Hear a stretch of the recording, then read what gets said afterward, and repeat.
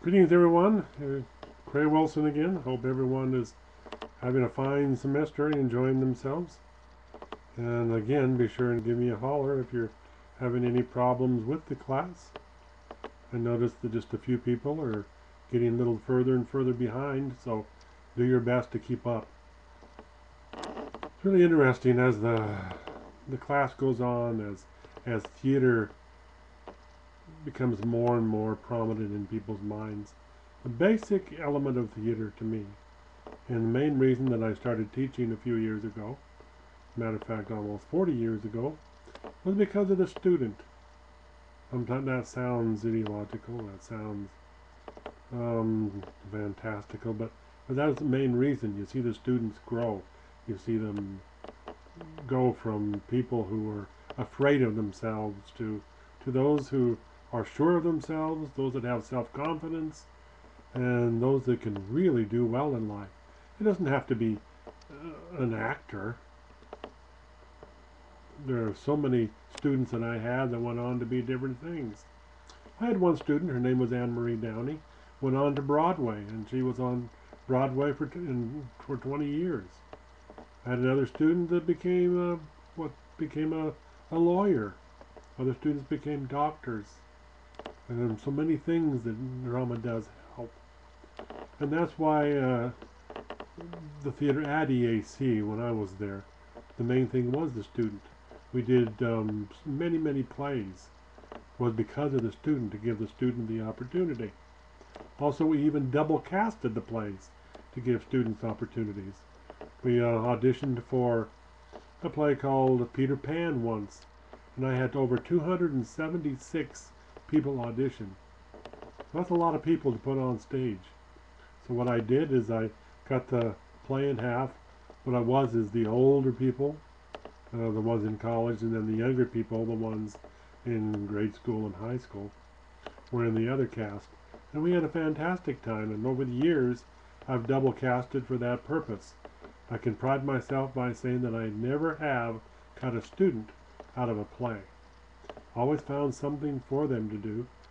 And of course in the musicals there's always something for people to do. But it was for the actor. And in our competitions that we went into with the American College Theater Festival and the Kennedy Center, when we went to competitions we would usually take 30 and 40 actors. When the other schools would go to the same competition, they'd take 3 or 4 actors. Because it was a competition, they knew that if they had 3 or 4 excellent actors, they could win and go on to Washington, D.C. and perform. I had a little different approach. We had 30 or 40. Now, out of the 30 or 40, we know that not all of them were fantastic actors. And so we didn't go that often. But on the other hand, we did go. We did have the opportunity to win a few times. And that was after much work. And most of the times that we did win, of course, we put original plays together. And that's another reason that I wrote original plays, was that the student would have a lot to do with it. For instance, we did a play called Portrait of a Hunchback. And in that play, there was music and songs. And some of the students wrote the music. Some of the students helped me write the play, and that happened in many of the plays that I did write. And of course, this gave them the opportunity to grow, opportunity to create themselves. And I think that's very important, especially in the area of fine arts, that you can make your mind create. Think of original things and use your imagination and write that down. That's one of the I'm just so ambitions of my life, is to write down ideas and put them into play form. It's so exceptional. And so we do put plays like this together, and it was for the students that all this has been done. Give you an example of one girl that was in one of my classes. She couldn't even stand up in front of an audience. She would cry. One day she was up giving a speech, and I just can't do it. I just can't do it. And so we had to decide, what can we do to help her overcome this problem. And so what happened is she had some friends. The friends talked to her, helped her out. I talked to her, helped her out a little bit. And as Providence would have it, I guess you can use the word, she graduated from NAU in speech pathology. She was a great speaker. She still is a great speaker, doing a great job with people who were unable to speak well, people who have problems speaking, both physically and emotionally. And she's a fantastic individual, always was.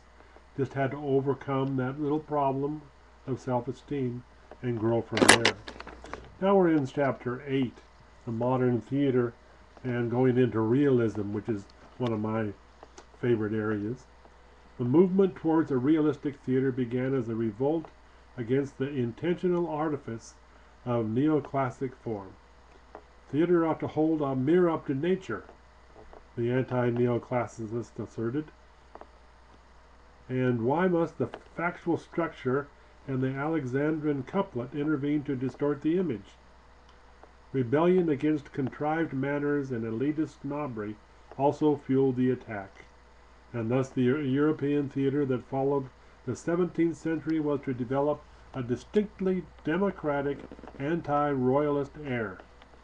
The first significant result of this artistic rebellion, however, was Romanticism, a movement that spread through Europe in the late century, 18th century, and gained widespread acceptance in all the arts in the first half of the 19th century. With its emphasis on free form, picturesque stories, exotic locales, grotesque heroes, and sprawling dramatic structure, Romanticism gave rise to a liberated and awesome theatricality that survives today, primarily in the form of 19th century based musicals, such as Phantom of the Opera, and of course Grand Opera itself.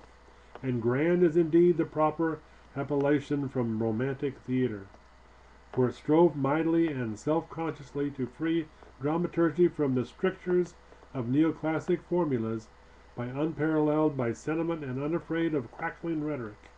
The Romantic authors searched deeply into theater's possibilities for moving, dazzling, and enthralling an audience. And man, of the discoveries they made are subtly reflected in the drama today. And I can say that most of the plays that I write and most of the plays that we do are musicals, and we really make them big. A lot of emotion, a lot of visual. The music is very powerful. So I would hope that you, as you watch these plays, some of these plays that I have written, like you've seen Every Man and The Portrait of a Hunchback, take a look at it and see what you think, see what ideas come to you. And I hope everyone has a very good week.